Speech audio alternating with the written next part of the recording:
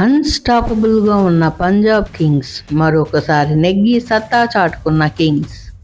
విజయాలతో టాప్ ప్లేస్కి వెళ్లిన పంజాబ్ కింగ్స్ వాంఖడే స్టేడియంలో జరిగిన ముంబై ఇండియన్స్తో ఆడిన మ్యాచ్ ఈజీగా నెగ్గింది. పంజాబ్ టాస్ గెలిచి బౌలింగ్ ఎంచుకున్నది. ముంబై 20 ఓవర్స్కి 6 వికెట్స్కి 195 రన్స్ ఇచ్చింది.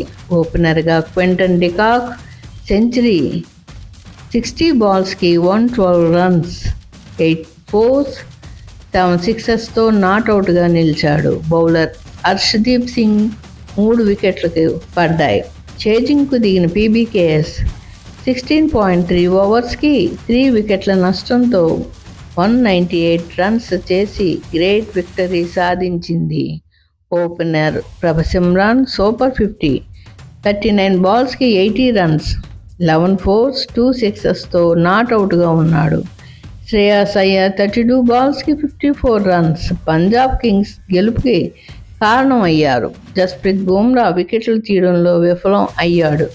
ఈ ఛానల్ నచ్చినట్లయితే ఐపీఎల్ హైప్ తెలుగు ఛానల్ని లైక్ చేసి, షేర్ చేసి మరియు సబ్స్క్రైబ్ చేయండి. మరిన్ని మంచి వీడియోస్తో మీ ముందుకు